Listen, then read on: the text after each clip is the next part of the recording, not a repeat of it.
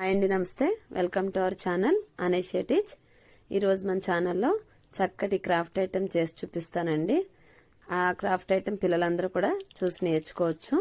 ఈజీగా పిల్లలే చేసేయచ్చు అనమాట. ఆ క్రాఫ్ట్ ఐటెం చాలా బాగుంటుందండి. దానికి కావాల్సినటువంటి మెటీరియల్స్ ఏంటో ఇప్పుడు చూద్దాం. ఒక ఉల్లిపాయ, అలాగే కొన్ని థర్మాకోల్ బాల్స్, అలాగే ఫెవీ బాండ్ తీసుకోండి. ఫెవీ బాండ్ ఒకటి, అలాగే ఒక waste CD, any cool drink bottle పై మూత ఉంటుంది కదండి, ప్లాస్టిక్ బాటిల్ మూత, అది, కొన్ని బ్యాంగిల్స్. బ్యాంగిల్స్ మనకి చాలానే ఉంటాయి కాబట్టి ఓల్డ్ బ్యాంగిల్స్ అవి కూడా యూజ్ చేసుకోవచ్చు. ఓల్డ్ బ్యాంగిల్స్ యూజ్ చేశాను నేను. అలాగే ఒక సిజర్ తీసుకోండి, గమ్ తీసుకోండి. ఇవి ఉంటే చాలు. పిల్లలు కూడా ఈజీగా తయారు చేసేటువంటి క్రాఫ్ట్ అండి. ఇది చాలా ఈజీగా చేసేయచ్చు. ఇంతసేపు పిల్లలు ఆ ఫోన్లతోటి అలాగే టీవీల ముందు కూర్చుని ఆడుకునే కంటే ఇలాంటి క్రాఫ్ట్స్ వాళ్ళ చేత చేయించడం వల్ల వాళ్ళ కొత్త కొత్త ఆలోచనలు అన్నీ కూడా క్రియేట్ అవుతాయి. ఆ బ్యాంగిల్కి అలా చక్కగా మనం ఫెవీ బాండ్ పెట్టుకొని మొత్తం ఆ సీడీ మీద అతికించుకోవాలండి. కొంచెం అతుక్కోవడానికి కొద్దిగా టైం పడుతుంది. బ్యాంగిల్ కదా, గ్లాస్ కాబట్టి కొంచెం అతుక్కోవడానికి టైం పడుతుంది. అలా మనం అన్నీ గమ్మ పెట్టేసుకుని అలా కాసేపు దాన్ని పక్కన వదిలేస్తే అవంతా కూడా అతుకుపోతాయండి. ఈ చిన్నపిల్లలు చేయొచ్చు, చక్కగా పెద్ద పిల్లలు కూడా చేసుకోవచ్చు. చాలా ఈజీగా అందంగా వేస్ట్గా పడేసేటువంటి మెటీరియల్స్ని మనం యూజ్ చేసుకోవచ్చు. కొత్తగా డెకరేషన్ పీసెస్ లాగా తయారు చేసుకోవచ్చు. మళ్ళీ దాన్ని తర్వాత ఇంకొన్ని రోజులు పోయిన తర్వాత ఇంకొకలా కూడా మనం క్రాఫ్ట్ అనేది మార్చుకోవచ్చండి. ఆ విధంగా బ్యాంగిల్స్ అన్నీ కూడా ఆ సీడీకి చుట్టూ కూడా అంటించేసుకోవాలి. అలా అతికించుకున్న తర్వాత మిడిల్లో మళ్ళీ ఆ క్యాప్కి మనం గమ్ము పెట్టుకుని దాన్ని మిడిల్లో అంటించుకోవాలండి. ఆ విధంగా క్యాప్ కొంచెం ప్రెస్ చేస్తే అతుక్కుపోతుందండి. ఆ బ్యాంగిల్స్ అవన్నీ కూడా అతుక్కోవడానికి కొంచెం టైం పడుతుంది. దాన్ని అలా పక్కకు వదిలిపెట్టండి. ఈలోపు మనం ఉల్లిపాయ ఏదైతే ఉందో ఆ ఉల్లిపాయని కట్ చేసుకోండి. అంటే దాని పై పొట్టు తీసి పెట్టుకోండి.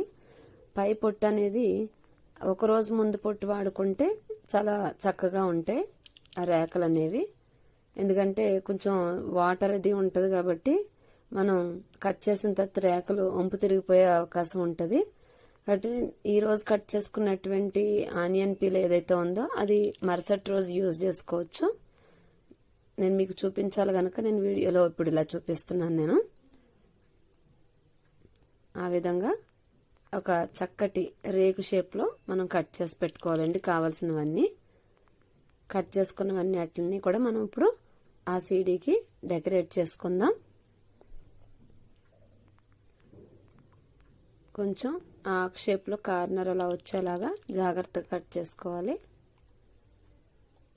ఆనియన్ పీల్ కూడా వేస్ట్ కాదండి. దాంతో కూడా మంచి చక్కటి క్రియేటివ్గా మనం డెకరేషన్ పీస్ అనేది మనం తయారు చేసుకోవచ్చు.